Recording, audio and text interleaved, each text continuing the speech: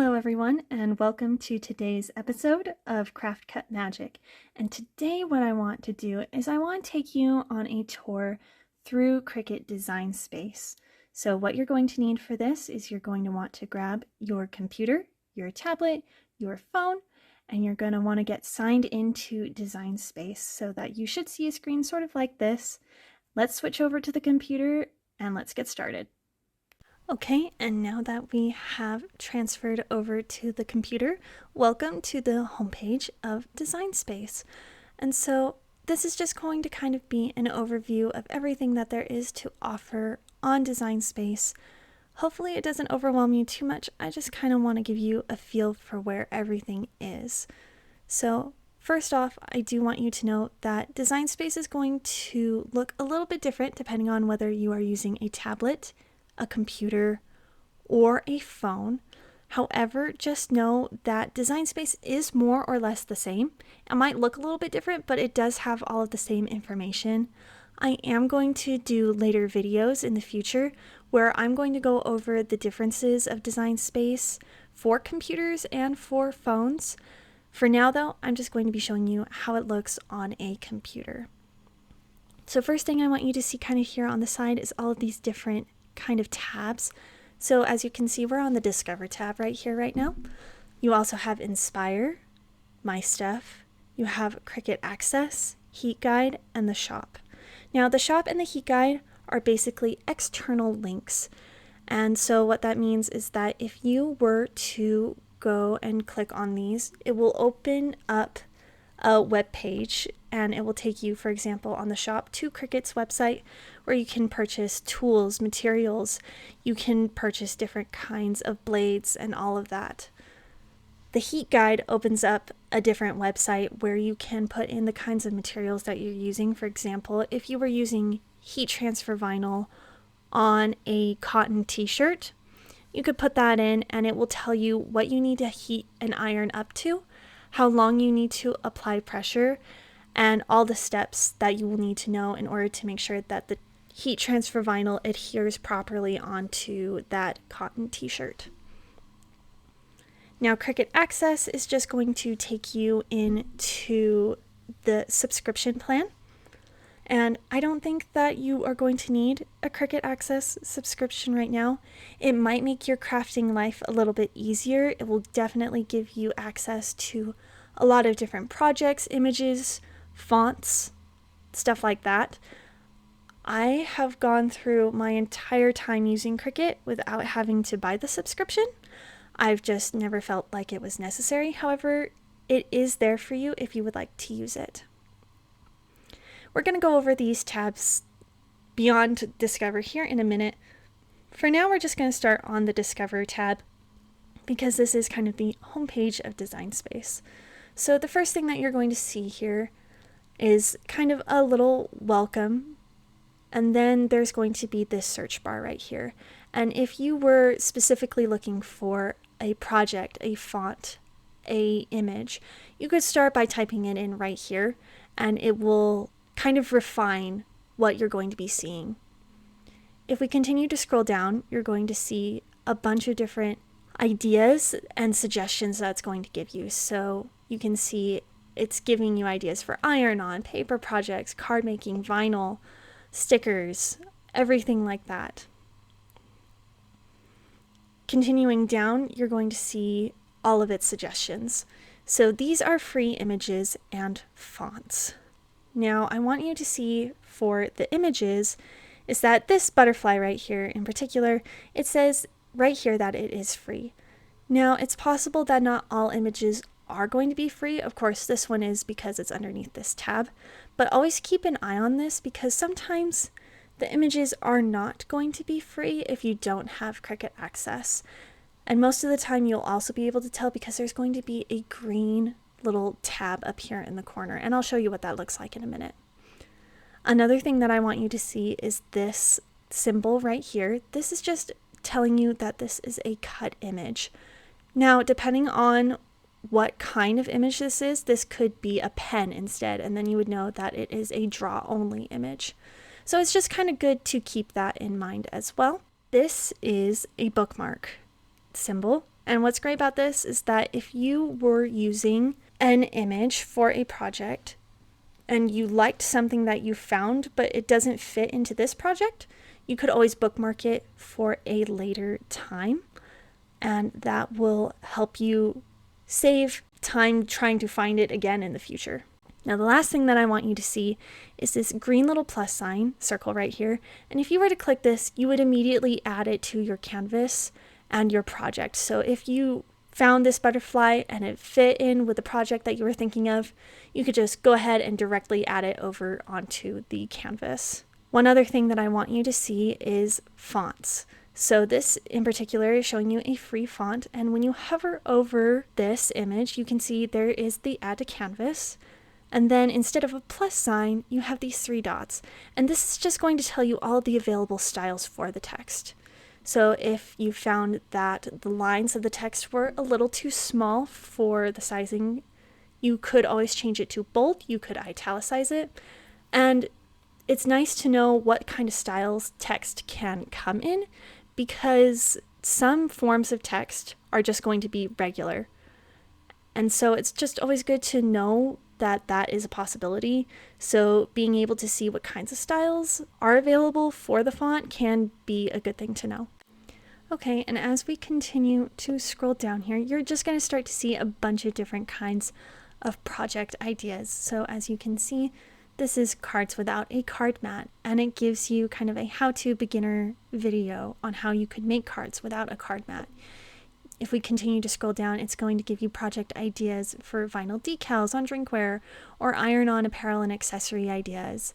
Just a bunch of different kinds of projects. And we're going to be going through projects that are going to be similar to all of these, and we're going to do stuff exactly like this in future videos. So I'll show you how you can make vinyl decals for water bottles and make sure that they're waterproof and what kind of vinyl is best.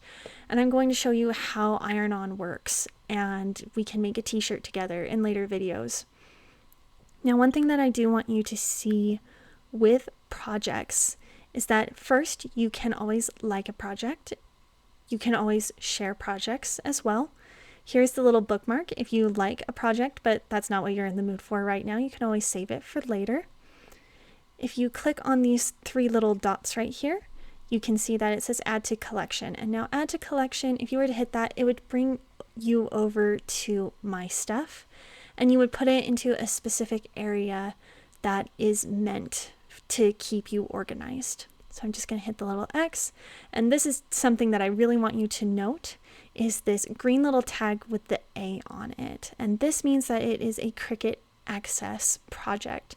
So if you were to click onto the project, you can see first of all that it brings up an overview of the project, gives you a description, materials, it will give you directions on how you can make it.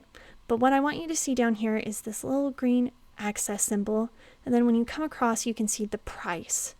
And this could be for graphics that are used within the project.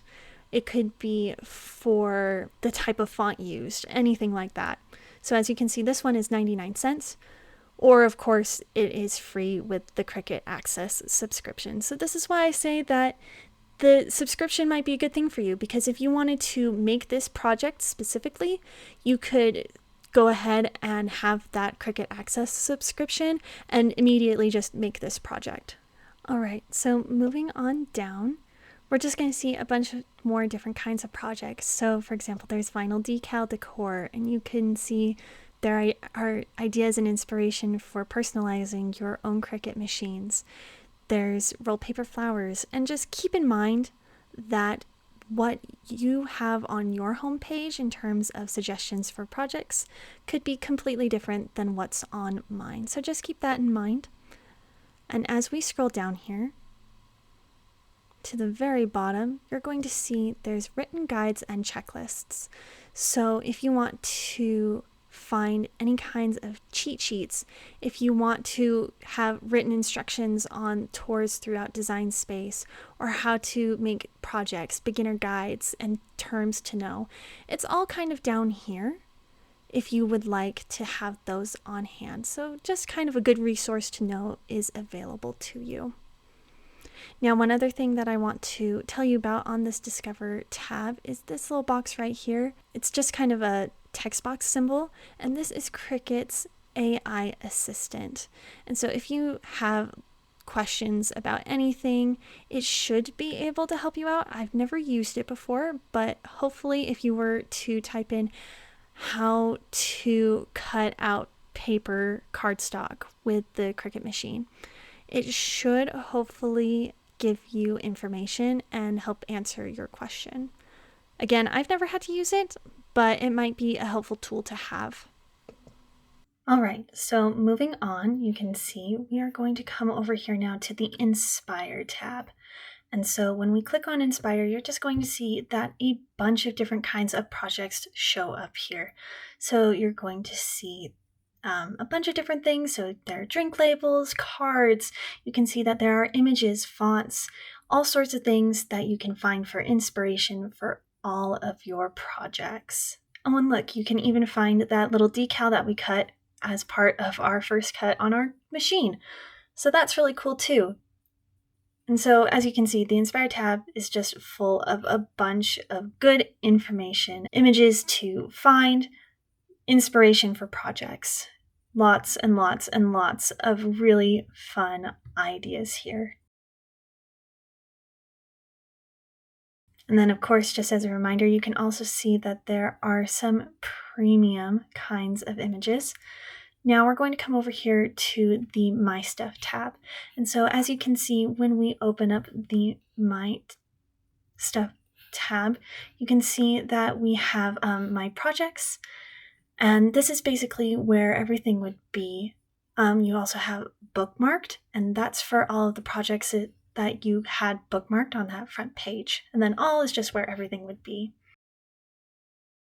Now when we come over here to Images, you can see again you have Bookmarked, Uploaded, Purchased, and All. And Uploaded is really where you can find all of your different images that you decide to add to the computer. Now over here, you can also see there's collections, and you can make different collections to help stay organized. And so the first 5 collections are free if you don't have Cricut access. And so I recommend that if you're not going to have the subscription, that you try to keep them as broad as possible. So for example, paper projects, vinyl projects, and this will just make it easier to keep things organized. So if you make a project specifically for paper and you know that it will always be for paper, you can always label it and put it in there. Otherwise, it will just show up in the entirety of your projects.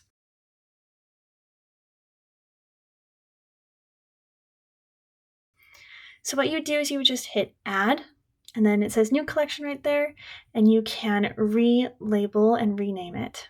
If you would like to whatever you are thinking of, you can always edit the name and then you can delete. And I'm just going to delete this one, and you will see that all the projects, even if we delete, have all of our projects just in the Project tab. All right, and so now that you know kind of everything that these tabs on the sides have to offer, I want to show you just kind of up here at the top. You can always see there are back and forward arrows. There's a search bar, so you can always continue to search for projects. You have the Cricut Access Trial button right here, and then you can always hit New Project. So if we come back over to the Discover tab, you're going to always see that New Project is available up here. And that's always a good thing, because if you're coming straight into Design Space on a day, you're going to be making a new project, you can always just come over here and click New Project, and it's going to take you over to the canvas. Now really quick, I also want you to see that over here you have tabs. So right now we're on the home, but you could always switch over to the canvas by clicking on this as well. Okay, up here you also have these 3 little dots, and this is just going to kind of help you open up a new window or quit if you would like. You can view, you could reload Design Space if you need to. If for some reason it freezes and you can still access this, you could force it to reload. I never really use these 3 dots, but it is always good to know that it is there. You also have the help right here. So you will always see this at the top.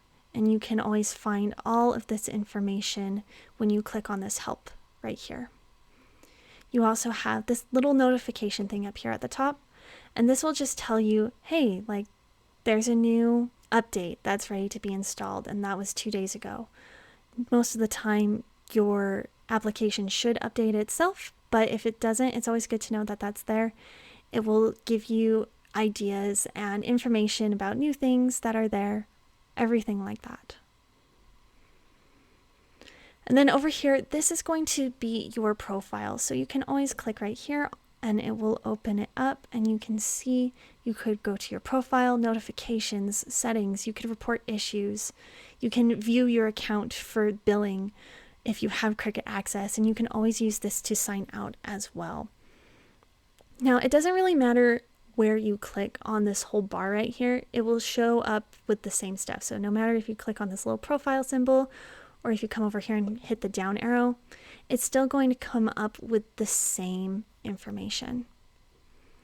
All right, so we're not going to be going into the details of the canvas today, but I do want you to see that when you hit new project, you can always see that there are different kinds of projects that you could create.